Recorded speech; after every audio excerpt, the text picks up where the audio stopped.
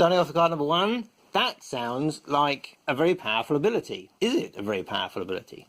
It's certainly very limiting, and in the right situation that can be very powerful. Unfortunately, because your opponent is going to be choosing which province they're going to most of the time, apart from the time you actually turn it up for the first time, it may not always work to your advantage. You'd have to build an entire deck to work around it, and that's possibly not the best strategy.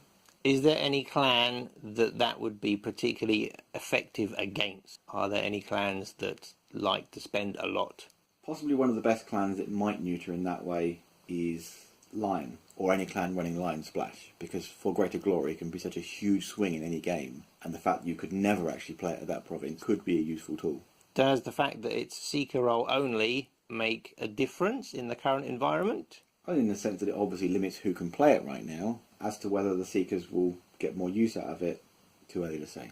This is a fire province. What are the 2 fire provinces from the core box? The 2 fire provinces are Meditations on the Tower, which removes fate from attackers. It's generally probably the most popular one. And the other is Night Raid, which is a reaction on flipping face up effect that makes your opponent discard cards. In the right situation, Night Raid can be very powerful, but very rarely has enough of effect to warrant seeing a lot of play.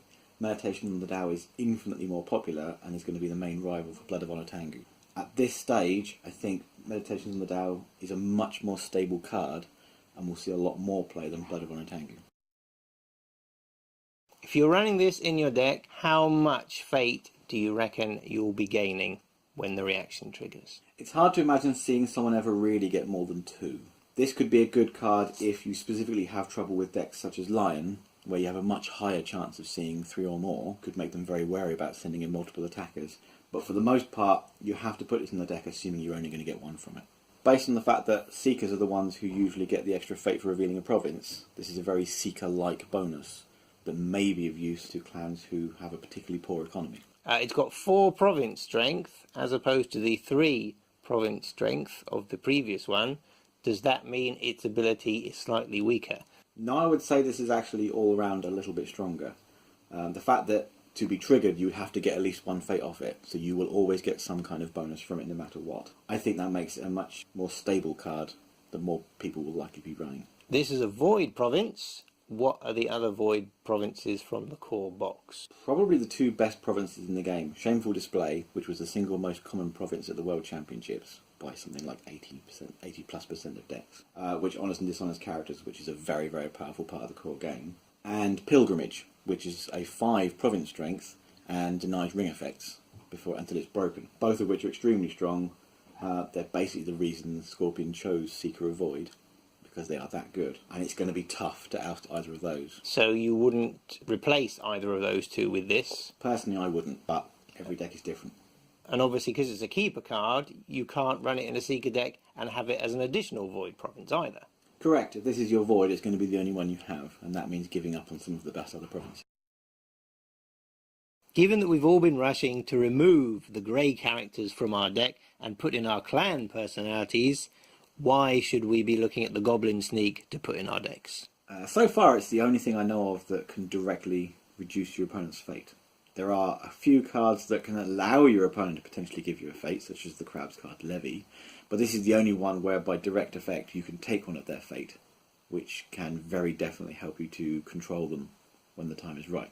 If this were a Dynasty card, it might be more helpful in terms of efficiency of getting it out on the board, but from hand you can wait till just the right moment, lull them into thinking they can play that card they need to, and then steal their fate out from underneath them just when they need it most. So given that it's got a dash for political, 0 glory and only 1 military, is the reaction the only important thing on this card?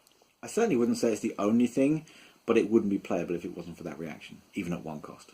Yes, with that reaction it's totally worth the 2 cost. I've already played it on several occasions and I'm thoroughly enjoying using it. Would you ever put fate on this character?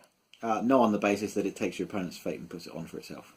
Are there any clans or play styles that immediately benefit from the Goblin Sneak? I think any clan that tends to run a small number of personalities with more fate on gets a huge benefit by having the extra personalities to push conflicts.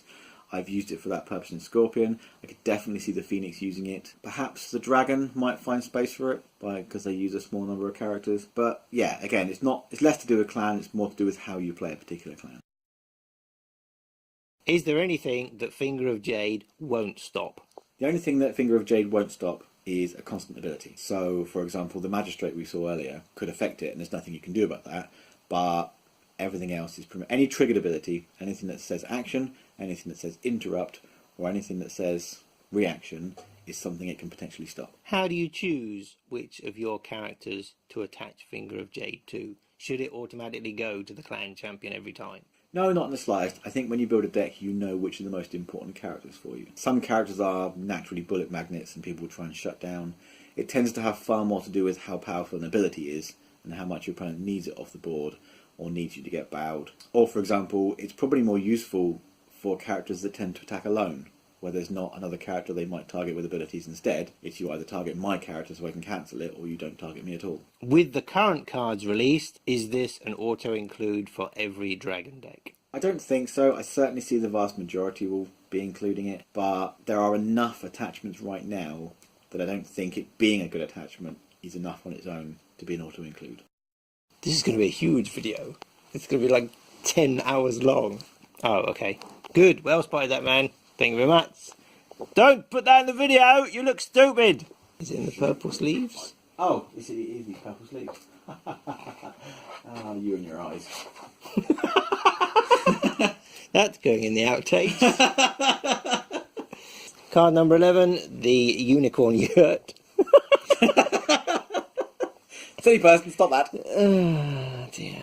I suppose, yeah. Because it's the Jewel Trick. Jewel Trick doesn't do anything. No, that's right. That was a dumb question. Don't put that in the video. No, it's a great question. Put it in the video.